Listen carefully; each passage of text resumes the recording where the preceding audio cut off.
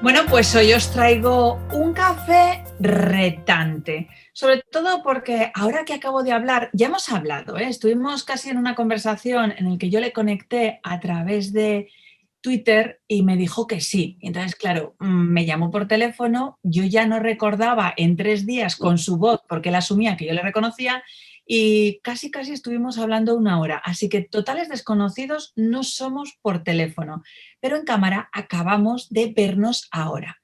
Y de hecho le he propuesto que me hable de cómo superar los retos, porque creo que es una persona que nos va a dar sopas con ondas, porque no tiene ningún tipo de dificultad a la hora de plantearse cómo superarlo. Y a mí estas personas me gustan. Ya veréis, los que no solo nos estéis escuchando, que se ha puesto todo guapo para nosotros. Yo ya no sé si me voy a poner nerviosa por la barba. Me dice que ahora que se lleva de moda es su opción. Se os voy a contar que es psicólogo, que ha estado dentro del deporte de élite, que ahora nos contará él un poco más, dentro de natación. Y lleva desde hace 11, 12 años dedicándose ya a recursos humanos, tanto en consultoría. Es un gran conferenciante y yo estoy deseando de saber más de él. Os presento a Enamet Enamet. Muy buenas. Muy buenas. Un café que se ha dejado de desear por tema de mi COVID, así que le pillo con muchísimas ganas. Bueno, primero fue tu COVID, pero antes que tú yo también lo pasé, así que ha sido unas semanas un tanto extrañas para ambos. Nos eligen por los positivos, ¿no? Esto debe ser que como somos positivos, pues nos dan uno más. Han dicho, aquella gente que tenga una mentalidad un poco más positiva, vamos a por ellos. Hablábamos de retos. Enamet, cuéntanos un poco para la gente de la tribu Inviven, aquellas personas que todavía no saben quién eres en este circuito, ¿quién es usted? Bueno, yo te diría que soy muchas cosas. Siempre me cuesta bastante definirme. Últimamente me cuesta algo menos porque creo que ya empiezo a concretar un poco más a lo que me quiero dedicar, ¿no? He sido deportista élite durante ya casi 20 años, en varias etapas diferentes. Primero estuve en 3 Olimpiadas, de Atenas hasta Londres 2012, donde conseguí varias medallas. Me retiré, regresé al deporte en el 2019 en la competición, pero durante todos estos años, pues bueno, he estado haciendo pues precisamente otros retos, ¿no? Tanto el Ironman, que es esta carrera tan intensa y maravillosa y en las que se conocen más a las personas que al deporte, subir al Kilimanjaro, hacer maratones, cruzar el estrecho de Gibraltar, pero yo te diría que mi gran pasión, el motor de mi vida desde bien pequeñito, yo casi te diría que desde la adolescencia, pero incluso pudiera ser un poco antes, ha sido entender por qué funcionamos como funcionamos, qué nos hace hacer unas cosas u otras, qué nos hace tomar unas decisiones u otras. Y hay una pregunta que creo que es en torno a la cual gira muchas de las cosas que hago y muchas de las cosas que reflexiono, que me vino estando un día en la playa a los 18 años y era ¿por qué el tiempo se va? Básicamente. Es decir, el tiempo que estamos pasando ahora, dentro de 2 minutos, ya habrá desaparecido. No se puede volver a recuperar. No existe. Y esa obsesión, que empezó como una obsesión, me ha llevado a intentar exprimir mi vida todo lo que pueda y más. Y creo No que sé le si has es... hecho su opción, ¿no? Porque, claro, me estás diciendo, yo te he preguntado antes algo y me dices, he atravesado el estrecho de Gibraltar, he subido al Kilimanjaro. De hecho, acabo de sentirme muy pequeñita, tío. Me acabas de dejar por la suela de los zapatos.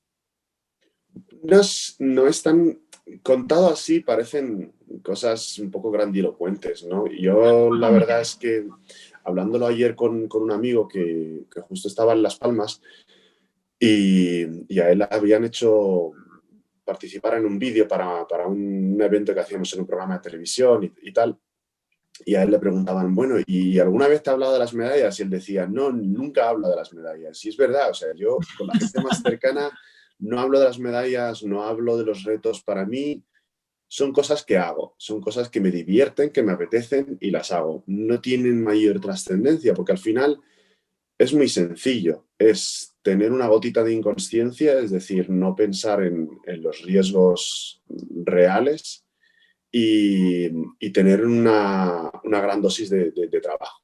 trabajar mucho, mucho, mucho y se acaban haciendo. No creo que todo...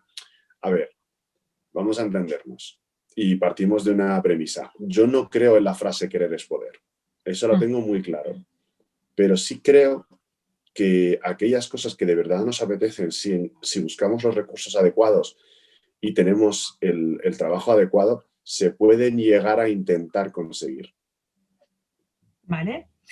Aquí, claro, tenemos un concepto que el intentar es como que nos rechina un poco porque ya llevas casi la creencia limitante de estás poniendo un freno y no estás dando el 100%.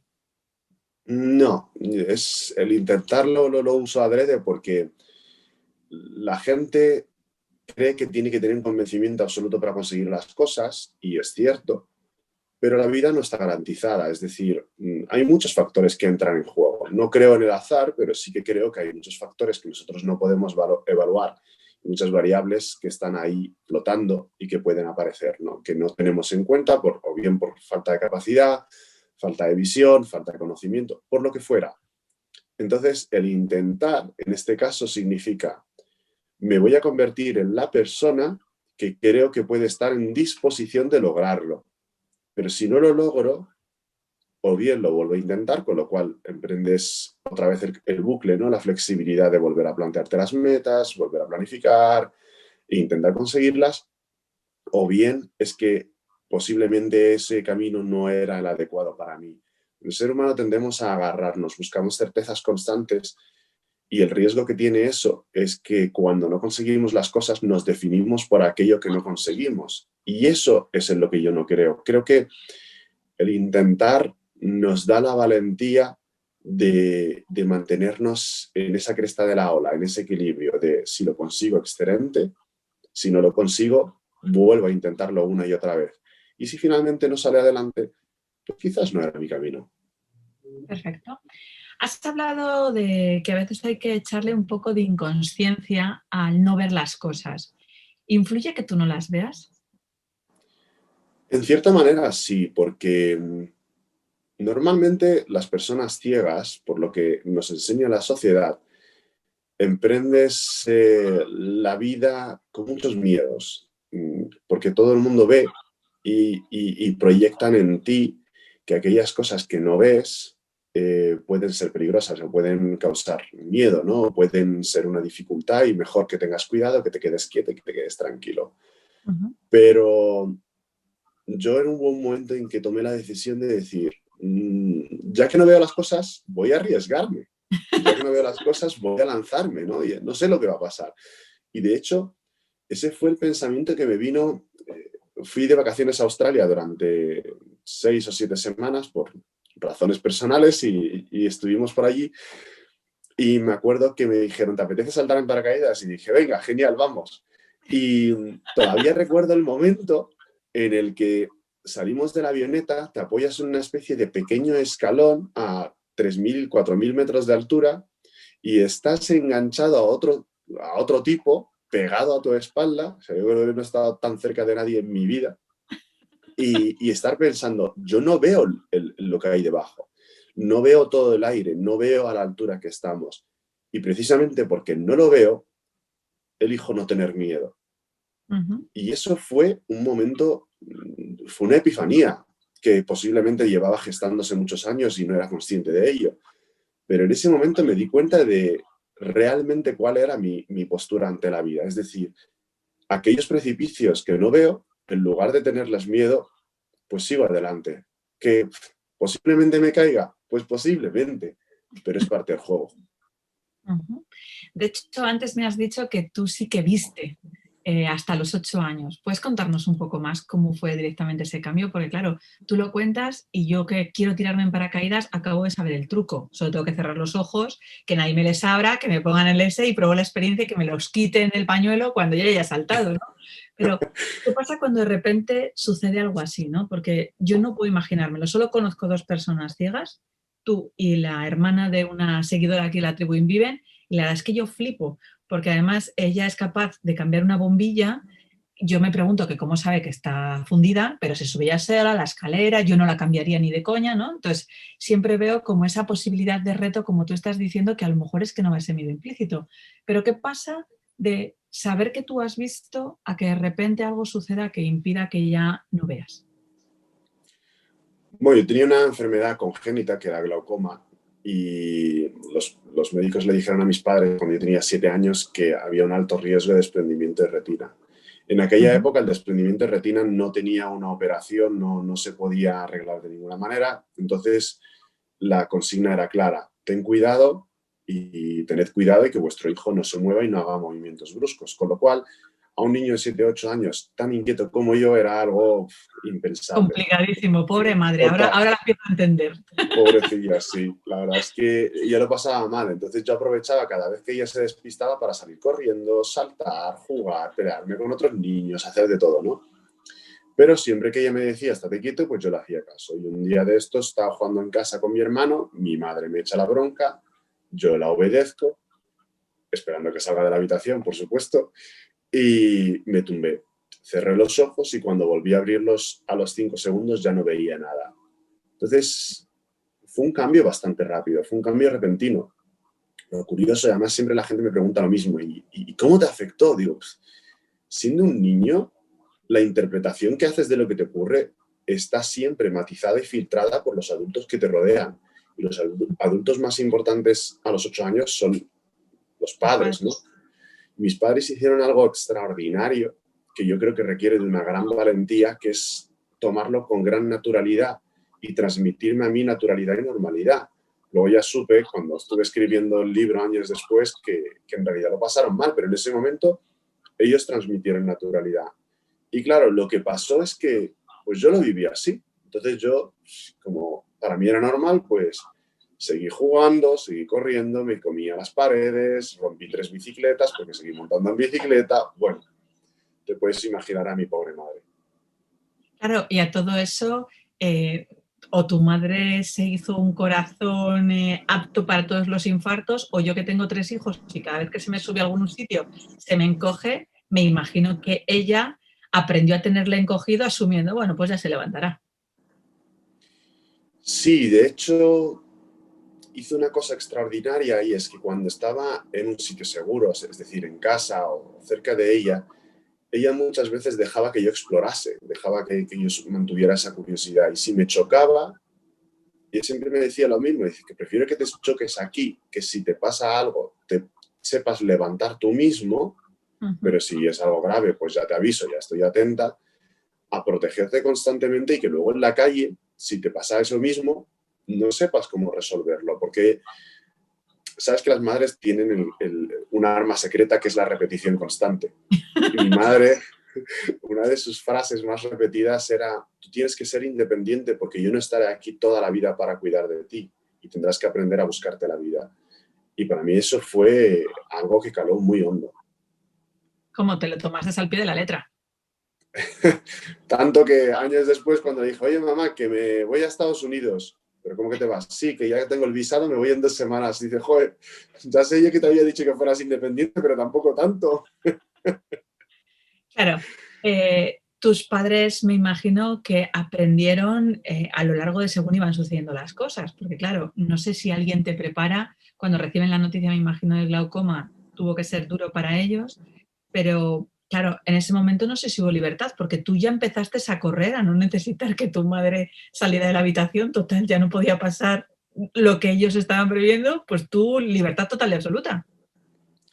Hombre, tuvieron un aprendizaje previo, porque mi hermano mayor se había quedado ciego, pero mi hermano mayor luego tuvo otras problemáticas añadidas y, bueno, mi madre vio cuál era la consecuencia de la sobreprotección. Entonces, en cierta manera, mis padres en esta segunda oportunidad tomaron la decisión de hacer exactamente algo lo opuesto, ¿no? Es decir, en lugar de sobreproteger, dar libertad. Y, hombre, me siento afortunado porque me ha dado la oportunidad de explorar, pero también me da pena por mi hermano mayor porque él ha afrontado un camino completamente distinto.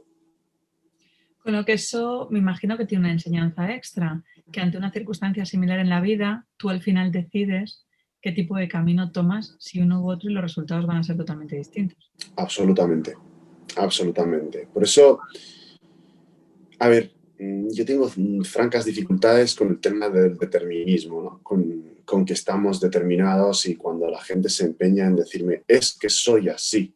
O sea, es Ujú. una de las frases que a mí me disparan por dentro, o esto no se puede, o tú no puedes, porque creo que nuestras decisiones conforman nuestro destino. Y hay una frase muy bonita que la oí hace años en una presentación del rector de una universidad en Estados Unidos, que decían, no, tus decisiones y no las oportunidades son las que determinan tu destino, ¿no? Y me gustó mucho porque es cierto, porque tú tienes mil oportunidades, pero las tomas de una manera u otra, actúas de una manera u otra, y eso cambia completamente el resultado que vas a obtener. De hecho, el decir que no a ciertas oportunidades que aparecen en la vida deberíamos de tomarlo como un éxito para decir, en el fondo no es el momento o incluso no es esa oportunidad la que yo quiero elegir y decidir, sino que va a ser esta otra. Yo creo que sí, creo que sí, creo que son enseñanzas que recibimos. De todas maneras, creo que a día de hoy, a pesar de las investigaciones de Antonio Damasio, que lo refleja en el libro El error de Descartes, él fue premio Príncipe de Asturias de investigación, y él lo contaba muy bien con su teoría del marcador somático, y es que nuestras decisiones no son racionales, todas nuestras decisiones se basan en un sustrato emocional. Todo lo que decidimos es primero emocional y luego lo racionalizamos y le encontramos todo el sustrato de explicativo, ¿no? Ujú. Y eso es una cosa que se nos olvida. Creemos que tomamos decisiones por razones miles, ¿no? Pero en realidad se basan muchas veces en nuestras emociones.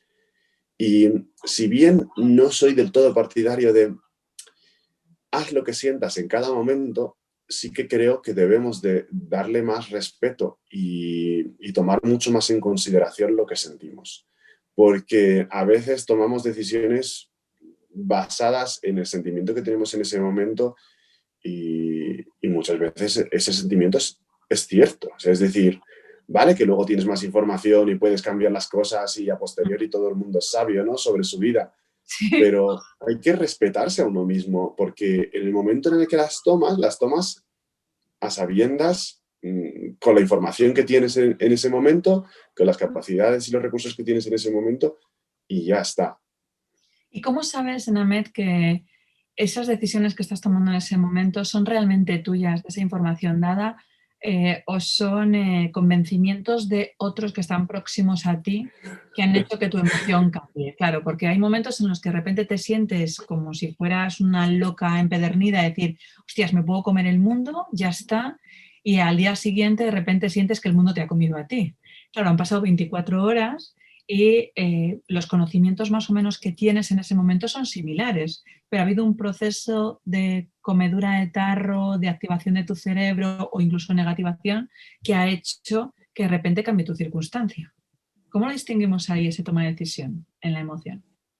Bueno, cada uno tiene que identificar dónde está su punto de equilibrio, ¿no? En las sesiones, en consulta, cuando estamos en consulta en psicología, muchas veces o sea, hay muchas técnicas para ello y de hecho no son ni siquiera novedosas porque llevamos rodeados de este misticismo cientos o miles de años. Cuando de repente tengas una emoción muy intensa, no es recomendable tomar una decisión. No es recomendable tomar una decisión bajo un enfado grande. No es recomendable tomar una decisión bajo una tristeza grande. A veces lo mejor que podemos hacer es retirarnos, dejar un tiempo de pausa, hacer aquellas cosas que nos hagan recuperar ese equilibrio, sentirnos bien o sentirnos acogidos o sentirnos cómodos o protegidos y luego tomar la decisión correspondiente, que en Ujú. sí misma es una decisión, es la decisión de postergar la decisión, ¿no? Pero yo creo que a veces es la mejor opción y te lo dice alguien que es extremadamente impulsivo. O sea, Estaba pensando que en ti no sé si eso lo tomas en consideración. pues he aprendido a hacerlo con los años. Es verdad que muchas de las decisiones impulsivas que he tomado me han llevado por buen camino, a veces a costa de mucho dolor y mucho esfuerzo, pues te decía la gota de inconsciencia a la hora de hacer los retos, pero me han ayudado a aprender a identificarme. Es decir, Mira, vamos a poner un ejemplo. ¿Por qué los niños tienen las rabietas de los 2 a los 7 años? Las rabietas, estas intensas que les dan de repente, no tienen hambre, no tienen sed, no están cansados, simplemente les entra una rabieta y montan la Tercera Guerra Mundial en un momento, y a veces en medio de una tienda, ¿no? Esas No, rabietas, para que venga la Guardia Civil, no te preocupes, te sé de lo que te hablas. pues muchas de esas rabietas son ni más ni menos la necesidad que tiene el niño, su cerebro, para identificar y entender sus emociones. O sea, explotan y no entienden por qué explotan, no saben qué pasa. Pero esas rabietas son necesarias a nivel evolutivo porque a medida que las experimentan, experimentan sus emociones y experimentan qué es expresar sus emociones. No digo que no se les enseñe a controlarse y que no se hagan mil y una de cosas que hacen maravillosamente padres y madres de todo el mundo. Pero lo que quiero decir es que, igual que los niños en esa etapa, nosotros necesitamos explorar esa impulsividad, si la tenemos, o explorar qué es actuar bajo el miedo, o explorar qué es actuar bajo la tristeza, o explorar qué es actuar bajo la rabia y la indignación. Porque alguien que está constantemente reprimido e intenta autocontrolarse constantemente sin nunca haberse explorado, no sabrá hasta dónde es capaz de llegar. Entonces yo ahora reconozco que soy muchísimo menos impulsivo que antes, pero es verdad que también sé a dónde me puede llevar la impulsividad y sé que si me hace falta, está ahí. Es uno de mis recursos, que puedo actuar en un momento determinado, sorprendiéndome incluso a mí mismo, ¿no? Pero con un poquito más de sensatez y más de equilibrio. De hecho, ¿crees que la impulsividad naces con ella o aprendes a tenerla? Bueno, según qué teoría psicológica veas, ¿no?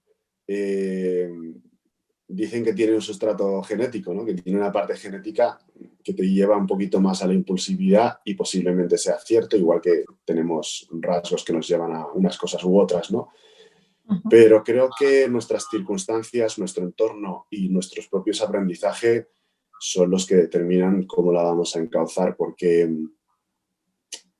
salvando las distancias, tengo varios conocidos que en su infancia y adolescencia les diagnosticaron de hiperactividad, en una época en la que la hiperactividad no se medicaba tanto como se hace ahora en España, que eso es un tema de otro debate, y lo que les ayudó enormemente fue la lucha.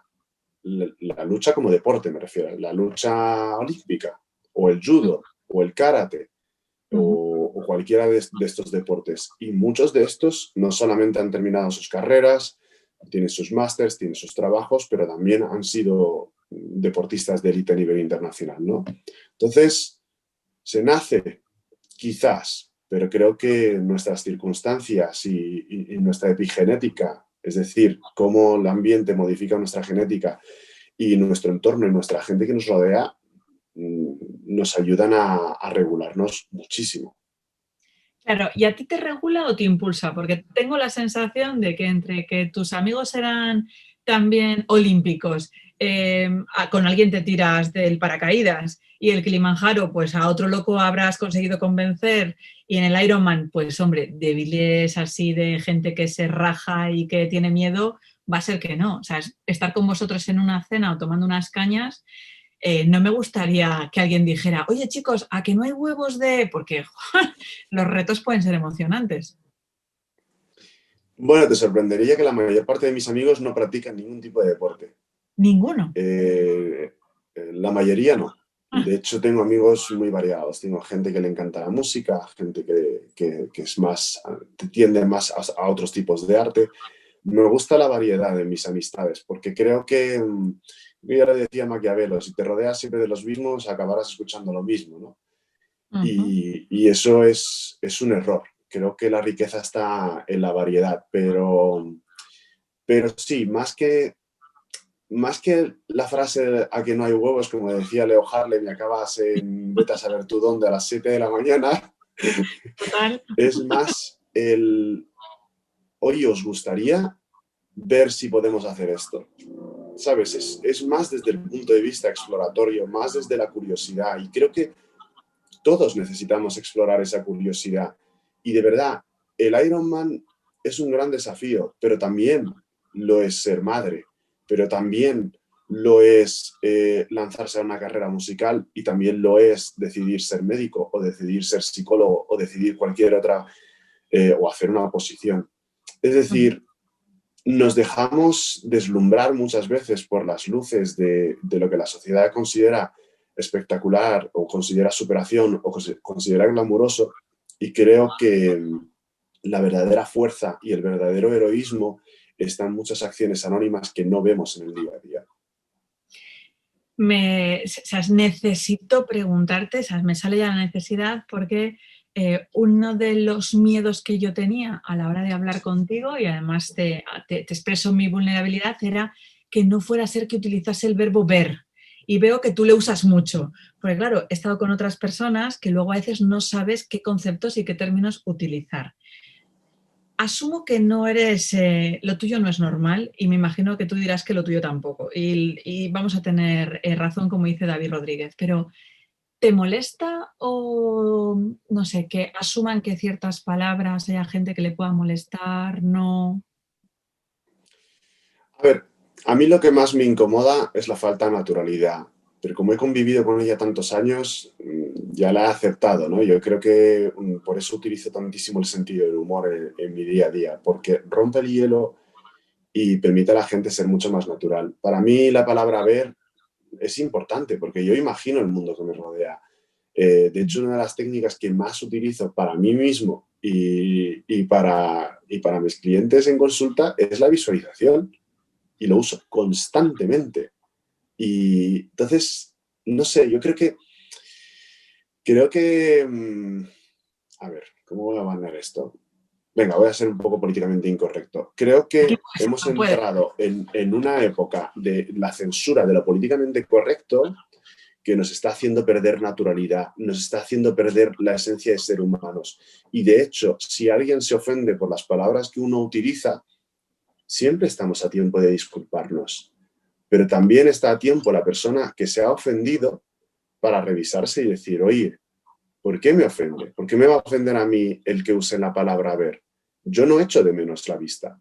Es decir, yo no digo perdí la vista a los 8 años, para mí gané la ceguera, porque es algo que me he ganado. Me he ganado a pulso estos años.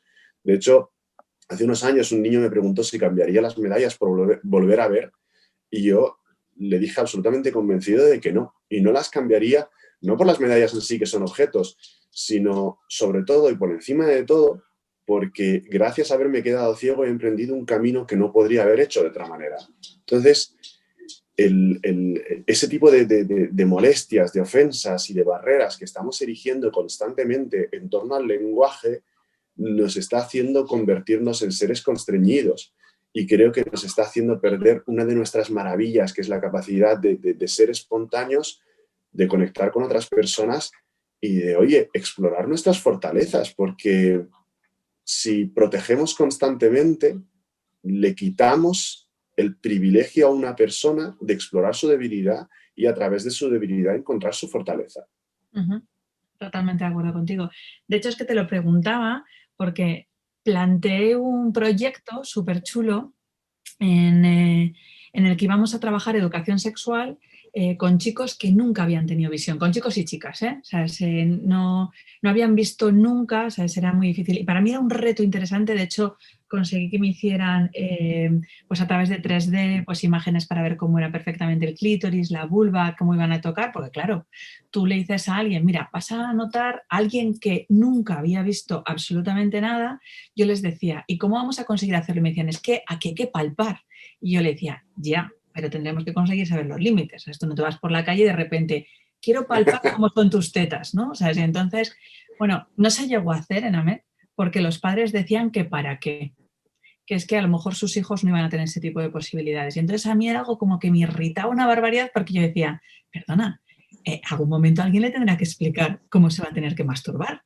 Tendrá que saber cómo disfrutar, cómo conseguir de repente, si le gusta a una chica y entra en relación con ella, ver dónde puede localizar su clítoris y saber cómo tocarle. Habrá que conseguir. Y para mí era un reto súper bonito y no se me dejó hacer.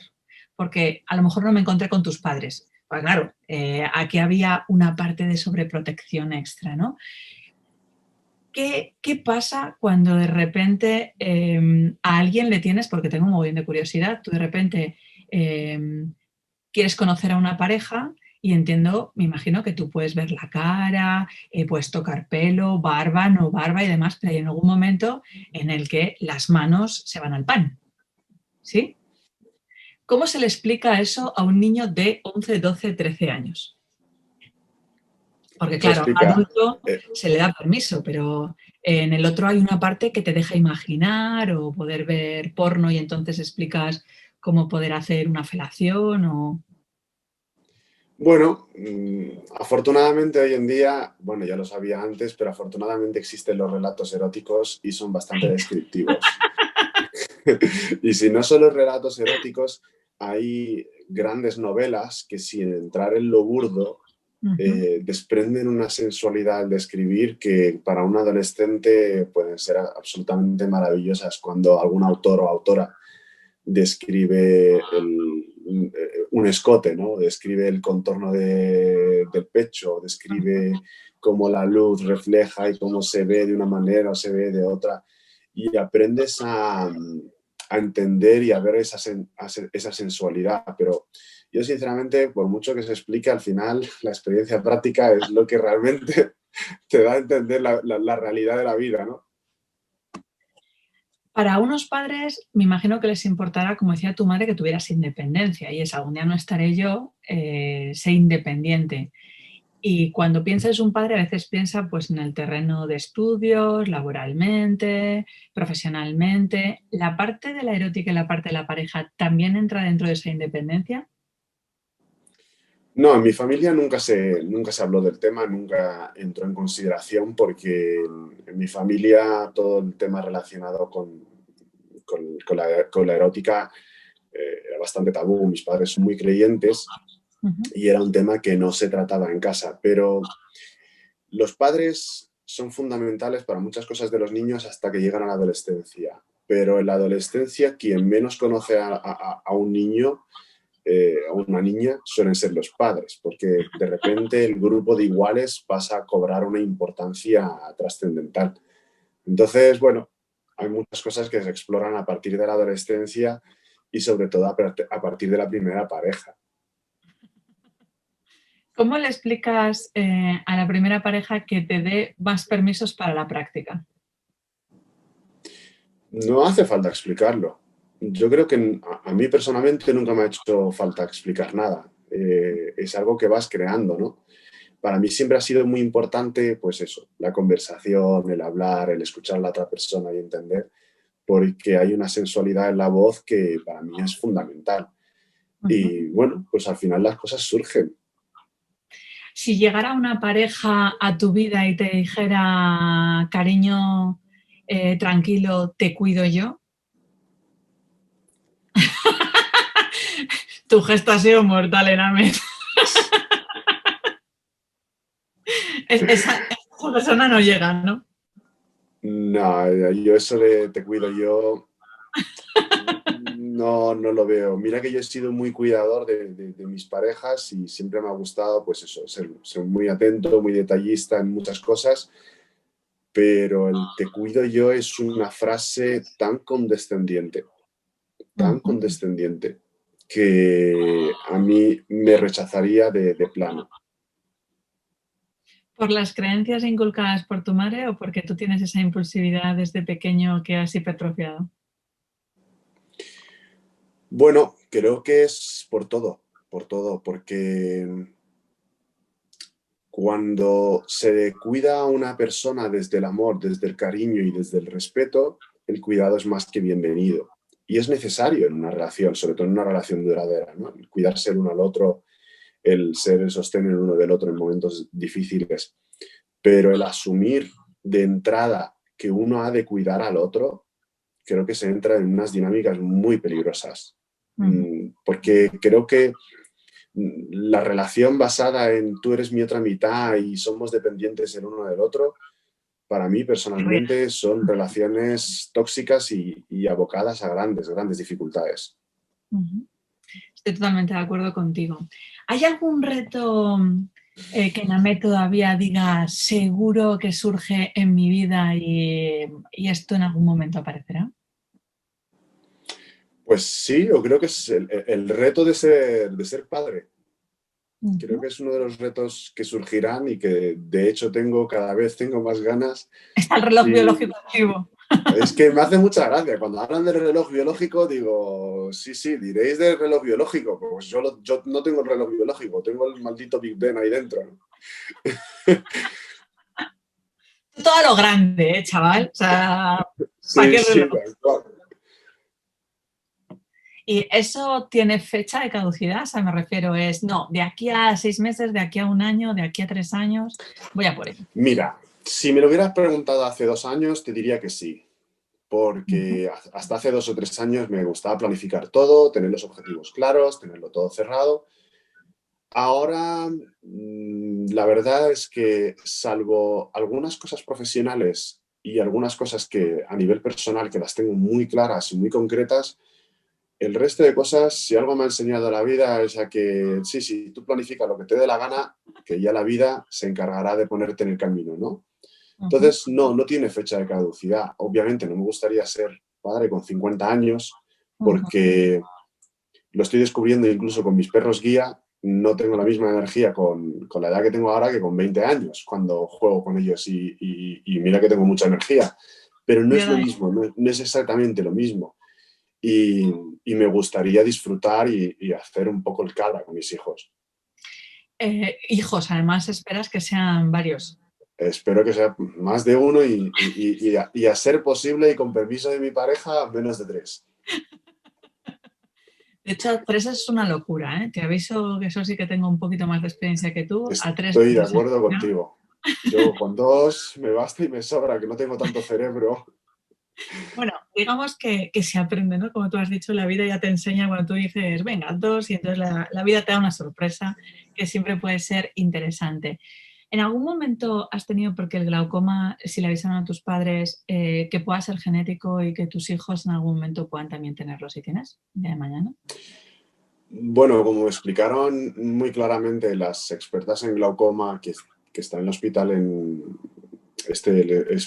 el Instituto de Microcirugía Ocular en Barcelona, son extraordinarias profesionales y lo que me comentaban es que no está muy claro todavía la forma en la que se hereda. Y Ujú, además tiene un componente epigenético, es decir, las circunstancias en las que se desarrollan niños son tan importantes ujú. que conozco de hecho muchas personas a día de hoy que han tenido glaucoma, pero por los avances que hay hoy en día ven perfectamente. Entonces, Ujú. puede ser, pero sinceramente no me preocupa, No, ya me la imagino. verdad. De hecho, lo del Kilimanjaro se va a quedar súper pequeño y no sé dónde os podemos encontrar. A lo mejor escaláis la Torre Eiffel por detrás o yo qué sé. O sea, un parque de Sí, atracciones distinto para vosotros. El parque sí, normal sí. puede Si ser. salen la mitad de locos que yo y teniéndome a mí detrás y riéndome cada vez que se caigan o se den un golpe, pues a saber.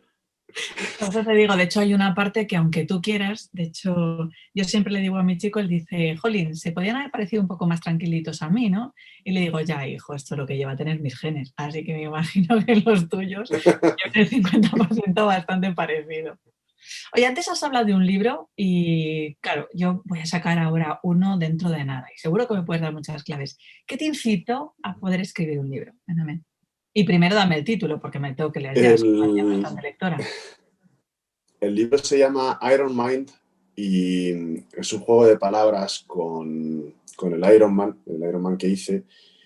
Y me incitó sobre todo el sentir que quería compartir algo, ¿no? Quería compartir lo que yo había vivido desde mi punto de vista y sobre todo que aquellas personas que aunque no hicieran absolutamente, el libro tiene un montón de anécdotas de deporte, como es obvio.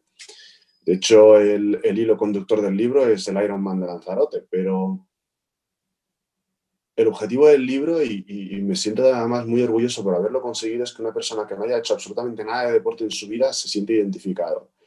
Porque básicamente quería quitar uno de estos mitos que hay, que la gente nace con determinadas habilidades y determinadas cualidades, y explicar desde dentro, desde cómo lo había vivido y desde mis puntos de vista y mis propios aprendizajes, que al final todo es una cuestión de búsqueda constante de uno mismo, de aprendizaje constante y de esforzarse por dar el siguiente paso, que aquí nadie es especial en el sentido que se tiene normalmente desde el punto de vista de la televisión, sino que somos especiales por ser lo que somos, por tomar las decisiones que tomamos y por los aprendizajes que hacemos. Y se pasa mal. Pero claro, aquí no, es que tienes una vida tan maravillosa que todo está bien. No, no, no. O sea, el día a día es duro a veces. Y el día a día es complicado y hay veces que hay momentos de llorar, momentos de tristeza, momentos de pérdida. Pero eso es lo bonito de vivir. Ujú.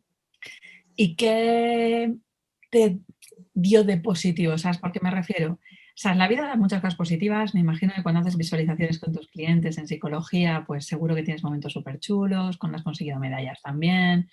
Pero claro, que alguien te escriba cuando ha leído tu libro y te diga, me imagino, me he dado cuenta, me he identificado, he cambiado mi vida. ¿Qué implica esa forma de tener esa magia o esa trascendencia para que el otro sea capaz de hacer el clic en su cerebro? Pues la verdad es que es algo difícil de explicar porque de hecho esos mensajes para mí son una fuente de mucha energía y mucha motivación y a veces hasta me sorprende. Me sorprende porque lo veo desde fuera y claro, como yo he experimentado eso mismo leyendo libros de otros o leyendo novelas, todavía me fascina que haya personas que les pase lo mismo leyendo mi libro, ¿no? Ujú. Y es maravilloso porque lo que te decía es que ocurren cosas que no tienen nada que ver con el deporte. Pues desde una persona que se presenta a las oposiciones para ser juez o fiscal, una persona que se presenta, que decide coger todos sus bártulos e irse a Alemania a aprender a ser director de orquesta. Y yo, ¿qué tiene que ver eso con lo que he escrito? ¿No? Pero ¿Le motivaste? está, sí, es que es tan maravilloso ver que hablando de un Ironman, hablando de deporte y hablando de la vida o de cómo vivir la vida siendo ciego y los aprendizajes que has tenido, le motivan a una persona que no tiene nada que ver contigo, es decir, no está en tu contexto, no tiene tu entorno socioeconómico, no tiene tus aprendizajes, no ha hecho deporte y aún así le ha llegado. Pues creo que eso nos lleva a aceptar que hay experiencias, hay palabras que van más allá de lo evidente, que van al corazón. Y de hecho, hay una frase que me encanta, me flipa, del Principito, la de lo esencial es invisible a los ojos, Ujú. que muchas veces se usa así como algo de Mr. Wonderful y todas estas historias, pero es que me parece la leche esa frase, porque nos empeñamos tanto en ver y en ¿cómo es la frase esta? Lo de ver para creer Sí. y en que todo sea tangible y sobre todo en esta época de las likes y de las redes sociales, que a día de hoy lo que más echamos de menos es un abrazo, no es un like. Lo que más echamos de menos es tocar a otra persona, no es verla en una publicación. Y a eso mismo me refiero, que el ser humano vamos mucho más allá de lo aparente. De hecho, no sé si te habrá sucedido, a mí me ha pasado en 2 ocasiones y me ha sorprendido, que no sabía cómo reaccionar. A lo mejor tú puedes darme pistas. Yo suelo decirles que me pueden escribir si me quieren contar sus problemas y demás en el podcast, ¿no? Y soy yo la que tengo mi correo personal, mi teléfono es el mío, no es el de mi secretaria, o sea, me gusta hacer esa atención, ¿no? Y claro, llamé a una chica quedando con que iba a llamarla, ¿no? Y le escribí el correo y le dije que le llamaba a tal hora. Y entonces de repente le digo, hola, soy Rosa Montaña, me has dicho que te escribiera. Y se puso como una loca a gritarme, ¡ah! Y entonces yo estaba alucinada, muerta de la risa. Y yo decía, perdona, y dice, pero Rosa Montaña de verdad. Y yo decía, pues yo no conozco otra, no sé si tú conoces más, pero esta es la que te ha tocado. Entonces, ¿cómo vive uno cuando de repente empiezan a reconocerle que tú das conferencias, que no pasas desapercibido, pero no porque no veas, sino porque estás bueno, ya si no te dan cuenta ya te lo digo yo, o sea, es así, la Muchas gente te echa gracias. directamente al YouTube. ¿Cómo lleva uno toda esa situación de fama, entre comillas, que yo sé que tú no le das ese significado, ¿no? Pero porque para ti es lo que tú estás haciendo y lo que vives con pasión. Pero claro, para el resto de la gente marca un extra. ¿Cómo se vive? Pues la verdad es que Lo he vivido siempre con bastante... A ver, me encanta, no te voy a engañar. Es algo que me gusta mucho y lo disfruto mucho. Me emociona, de hecho.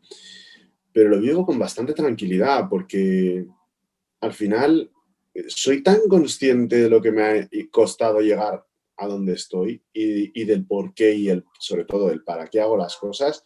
Y cuando me pasa es como, es un regalo, es algo maravilloso, pero también siempre conservas un poco esa tranquilidad de esto no Pues eres tú del todo. Es una parte de ti, pero no eres tú del todo. No dejar que seamos realistas, hay una parte de personaje en todos nosotros que nos dedicamos a estar de cara al público, ¿no? Y el personaje tiene sus cosas y tiene sus connotaciones. es que me quedo fascinada escuchándote hablar. De hecho, sobre todo porque tienes mucha razón y mucho sentido y transmites mucha cercanía. De hecho, para mí es un proceso como muy humilde. Es esos pies en la tierra, es el telúrico que dicen, ¿no? De estar aquí y sabe hacia dónde quiere ir, pero sin volar mucho. Esto del Red Bull no va mucho contigo, ¿no? Es ese tipo de fuerza. Sí, yo lo que te decía antes, para mí es que los libros han sido muy importantes y yo siempre digo que los libros han sido vivir a través de los ojos de los autores, vivir las vidas que no te da tiempo de vivir. Y ahora me explico por qué te digo esto. Muchas de las cosas que he aprendido, las he aprendido poniéndome la piel de los personajes.